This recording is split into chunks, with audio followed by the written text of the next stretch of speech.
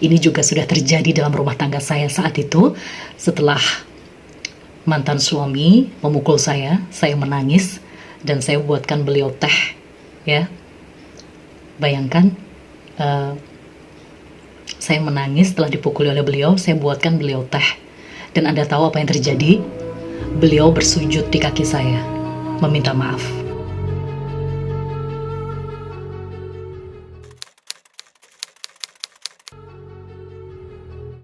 Terkait dengan polemik pernyataan Ustazah Oki Stiana Dewi tentang KDRT pada wanita yang memicu pro dan kontra, saya ingin memberikan tanggapan secara objektif sebagai seorang wanita dan semoga bisa memberikan manfaat dan banyak kebaikan untuk kita semua.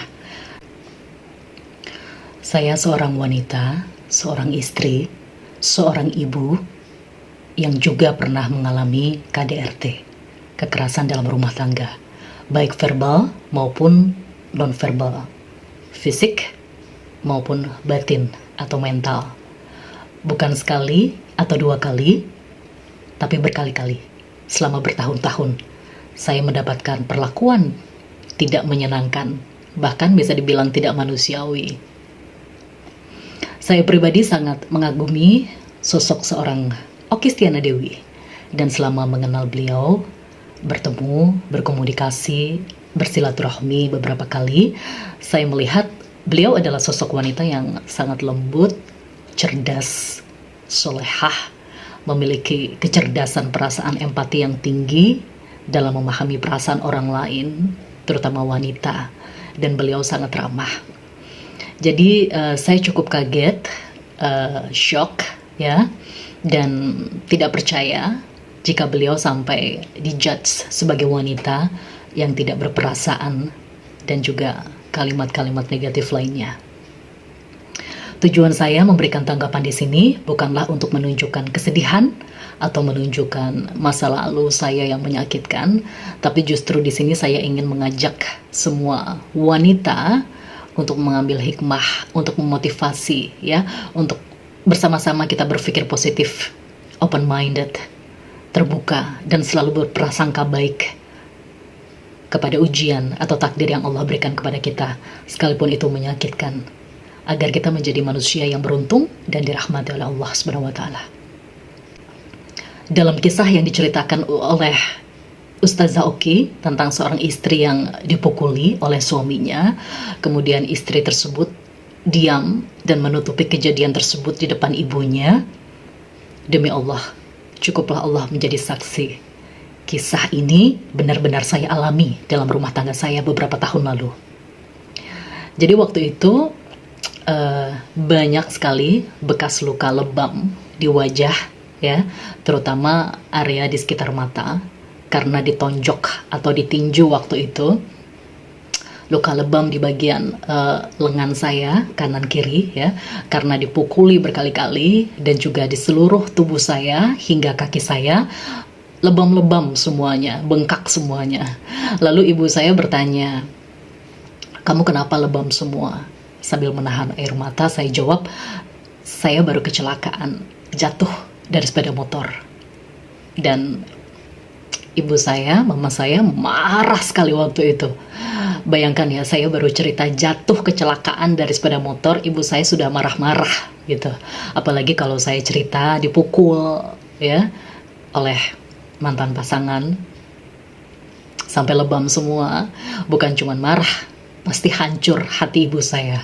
Dan bisa jadi rumah tangga saya juga hancur waktu itu, karena orang tua sudah ikut bermain emosi dan perasaan, dan pasti ada rasa tidak terima anaknya diperlakukan seperti itu. Tapi itulah fakta yang terjadi. Bisa saja saat itu saya melakukan rongsen, mengadukan mantan suami atau mantan pasangan ke polisi, ke orang tua, bahkan ke publik media sosial, supaya saya mendapat keadilan, ya, supaya beliau dipenjara, dan saya sudah menyiapkan lawyer, pengacara saat itu bahkan. Tapi akhirnya saya mencoba untuk merenung, muhasabah diri untuk tidak melakukan itu. Dan pasti semua orang bertanya-tanya, kenapa diam? tidak dilaporkan? Kenapa tidak mengadu supaya dapat keadilan, supaya dihukum dan lain-lain? Saya tegaskan, saya memutuskan untuk tidak diam. Ya, setelah dipukuli sampai babak belur dari ujung kepala sampai kaki, dibenturkan kepala saya di tembok, dihina, direndahkan, dicaci, dan parahnya itu beliau lakukan di depan anak saya yang masih balita. Saya tegaskan, saya tidak diam. Saya tidak diam sebagai wanita, karena saya lebih memilih melaporkan, mengadukan semua kezoliman itu kepada zat yang lebih berkuasa dari manusia, yaitu Tuhan yang Maha Besar, Allah Subhanahu wa Ta'ala. Setiap malam saya merintih, menangis, berdoa, mengadu kepada Allah atas kezoliman beliau. Bahkan pernah pada saat sholat saya ditertawakan oleh beliau karena menangis, dan itu memang fakta terjadi. Dan pasti ada yang bilang begini, ya berdoa tetaplah, tapi pakai logika juga, harus dilaporin dong. Itu kan sudah tindakan kriminal, kekerasan dan lain-lain. Justru di sini, waktu itu saya memakai logika. Mengapa saya tidak mengadu kepada manusia secara hukum waktu itu, ataupun dalam lingkungan keluarga waktu itu? Saya lebih memilih mengadu pada Allah. Karena hanya Allah yang bisa memberikan keadilan kepada saya. Hukum manusia itu ada batasnya, tapi azab Allah sangat pedih. Dan sebagai korban KDRT saat itu, saya tidak punya cukup energi untuk bolak-balik ke kantor polisi, pengadilan, berselisih, dicecar banyak pertanyaan, menyiapkan bukti, dokumen, menghabiskan tenaga, waktu, bahkan materi, uang. Subhanallah. Saya sudah sangat hancur babak belur, fisik dan mental hancur sekali waktu itu. Ditambah lagi dengan perselingkuhan, lengkap sudah pengkhianatan. Secara logika saya sudah tidak punya daya dan energi untuk mencari keadilan ke manusia waktu itu. Tidak ada energi untuk melapor ke sana ke sini, dan belum tentu juga saya mendapatkan keadilan sesuai dengan yang saya mau. Katakanlah pelaku KDRT tersebut dipenjara beberapa bulan atau beberapa tahun, 2 atau 3 tahun bahkan lebih. Apakah bisa memenuhi rasa keadilan? Tidak. Menyembuhkan luka saya, mental anak saya, keluarga saya? Tidak. Saya mencoba untuk merenung, muhasabah diri. Saya memilih menghabiskan sisa energi saya untuk berdoa, menangis, merintih, mengadu kepada Allah, dan menyerahkan segalanya kepada Allah. Cukuplah Allah yang membalas semua kezolimannya, dan cukuplah Allah yang menyembuhkan luka saya dan anak saya secara fisik dan batin. Nah, jadi kesimpulannya, saya ingin memberikan tanggapan bahwa sebenarnya dakwah yang Ustazah Oki sampaikan ini, jika kita bisa berpikir lebih positif, sama sekali tidak bermaksud untuk menyuruh wanita diam saat mengalami kekerasan atau kezoliman atau bahkan tindakan kriminal ya dalam rumah tangga. Pesan yang hendak disampaikan Ustazah Oki di sini sebenarnya adalah wanita justru jangan diam saat mengalami kezoliman, apalagi itu kekerasan. Wanita silahkan mengadukan kekerasan atau kezoliman kepada manusia, orang tua, keluarga, saudara, atau mungkin secara hukum di pengadilan dengan beberapa konsekuensi yang harus diterima. Salah satunya adalah perceraian, perpisahan. Dan jika wanita takut diceraikan suami karena mengadu, lapor ke orang tua, keluarga, dan lain-lain, saya melihat Ustazah Oki justru memberikan pesan tetap jangan diam. Mengadu dan laporkan semua kezoliman tersebut kepada zat yang lebih berkuasa dari manusia, yaitu Tuhan Allah Subhanahu wa Ta'ala, melalui kisah-kisah yang beliau sampaikan. Allah akan mengatur semuanya dan memberikan keputusan terbaiknya. Bahkan akan membuat pasangan kita pasti dihukum dengan cara yang Allah kehendaki. Bahkan membuatnya menyesal, lebih mencintai kita sebagai istri, sadar, dan rumah tangga juga terhindar dari perceraian. Dan percaya tidak percaya, wallahi demi Allah, ini juga sudah terjadi dalam rumah tangga saya saat itu. Setelah mantan suami memukul saya menangis, dan saya buatkan beliau teh ya. Bayangkan, saya menangis setelah dipukuli oleh beliau. Saya buatkan beliau teh, dan Anda tahu apa yang terjadi? Beliau bersujud di kaki saya, meminta maaf, menyesal, dan tidak habis pikir bagaimana bisa saya masih sempat-sempatnya buatin teh hangat, minuman setelah dipukuli, kesakitan seperti itu. Tapi karena saya sudah menyerahkan semuanya kepada Allah, meminta yang terbaik kepada Allah, Allah berkehendak saya berpisah dan bercerai dengan beliau. Karena Allah ingin menyampaikan pesan kepada saya berhak mendapatkan yang lebih baik. Dan jika Anda bertanya, lalu apa hukuman yang Allah berikan kepada mantan suami sekarang?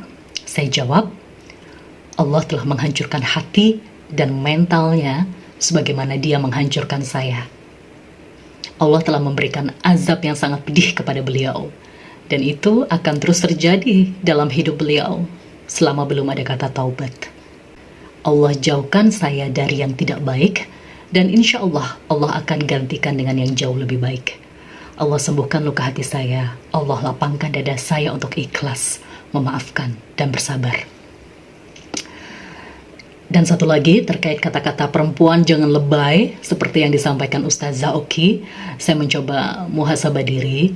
Seandainya waktu itu saya menceritakan kekerasan yang saya alami kepada semua teman-teman saya, orang tua, saudara, bahkan bisa dikatakan lebay gitu ya, share-share foto-foto luka lebam-lebam di medsos, saya merenung dan saya tidak menyesal tidak melakukan itu. Apa manfaatnya menciptakan peluang dosa orang lain untuk bergibah, membicarakan masalah rumah tangga saya, semakin memperburuk masalah, nama baik keluarga hancur, suami bukannya sadar malah semakin murka dan zolim. Jadi kesimpulannya hanya ada satu pilihan untuk wanita saat mengalami KDRT. Jangan diam. Mengadulah, meminta perlindungan kepada orang tua, keluarga jika Anda merasa terancam, bahkan kepada pihak berwajib. Tapi jika Anda merasa sulit melakukan itu, berperang kepada hati dan pikiran untuk tetap bertahan, mempertahankan rumah tangga, namun tidak punya energi atau kekuatan untuk mencari keadilan kepada manusia, mengadulah kepada Tuhan Allah SWT. Percayalah, Allah akan berikan kita keadilan melalui manusia-manusia pilihannya dengan cara-cara yang Allah inginkan. Dan sebenarnya, banyak hikmah positif yang bisa diambil dari dakwah yang beliau sampaikan. Dan untuk Ustazah Oki, tetap semangat, jangan menyerah dalam berdakwah. Sebagai wanita, saya sangat mendukung dakwah-dakwah positif beliau, dan setiap dakwah pasti ada ujian, setiap proses pembelajaran pasti ada ujian, termasuk kita dalam mengambil ilmu atau hikmah dari dakwah tersebut, Allah pasti akan menguji kita. Dan semoga kita termasuk golongan yang dirahmati oleh Allah, dan mendapat hidayah kebaikan dunia akhirat. Dari sini, semoga pengalaman dan pernyataan ini bisa bermanfaat, dan menjadikan kita semua sebagai pribadi yang lebih sabar, santun dalam berbicara, ikhlas, dan lebih kuat dalam menjalani ujian kehidupan. Demikian, saya Zaida Salim. Wassalamualaikum warahmatullahi wabarakatuh. Pemirsa, demikian kabar terbaru dari dunia hiburan tanah air. Jangan lupa like, comment, dan subscribe SK Entertainment untuk menyaksikan video-video selanjutnya. Sampai jumpa.